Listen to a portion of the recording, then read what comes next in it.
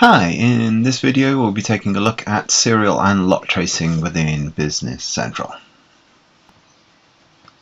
So we're talking about serial numbers being put into the system to trace individual items, electronics, TVs, things along those lines, or numbers being put in for lots, which are batches of items, things like wallpaper. You always want to get the things from the same batch.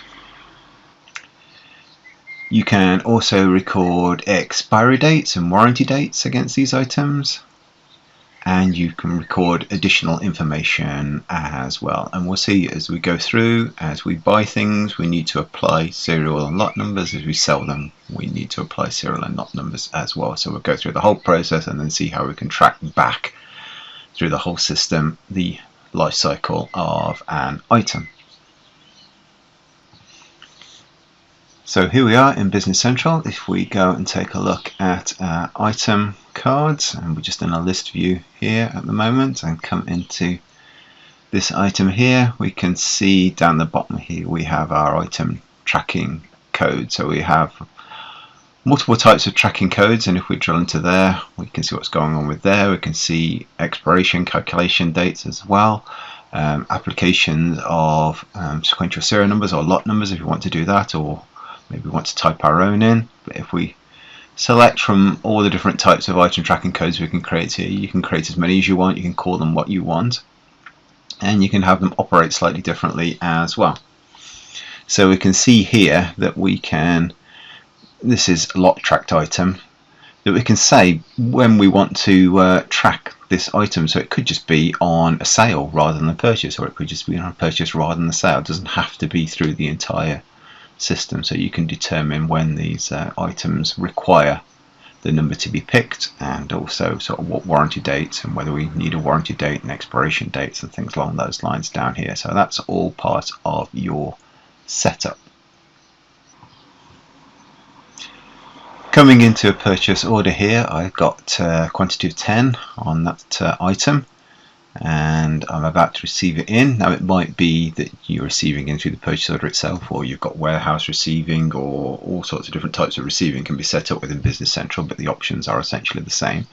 If I attempt to post this through and receive, it's going to tell me I can't do that because I must assign a lot number. So I can do that through the line functions down here, and if I come into here and do my item tracking lines, and because it's incoming here, I've got to create a lot number, which could either be me typing it in, or me generating one from the numbers, or me scanning in through a barcode, or anything along those lines. But if we tap in a nice simple number here, at this point as well, I can create other bits of information that I can add in. So I can add in the lot information card. So this is additional information that is tagged to this item, so I can type in whatever info I need here, certificate numbers, etc., quality, whatever additional information I might need to track it in. It might be more appropriate when it's going out, but this is recorded information here. Once I've recorded my lot numbers and I balance up, so I'm going to receive everything again on one lot number here. I could create more lot numbers and receive amounts in across multiple lines here. I especially would have to, if it's serial tracking, there's 10 items, I'd need 10 lines, one serial number per item. And we close there, and we can come in and post, and I'm going to receipt and invoice that all the way in.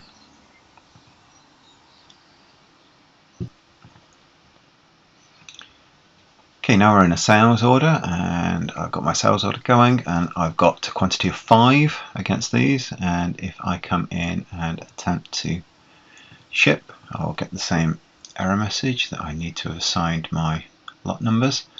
Okay, so I can go ahead and do that again on the line, and this time though I already have lot numbers in the system, so I'm just choosing which lot I am selling from. So here's my lots. We can see our expiration dates, our warranty dates, etc., how many we've got in stock for each particular one, but there's the one we just received in. So if I select that one and say okay, everything from that individual lot, I can close and post that away as well. So that will ship an invoice out.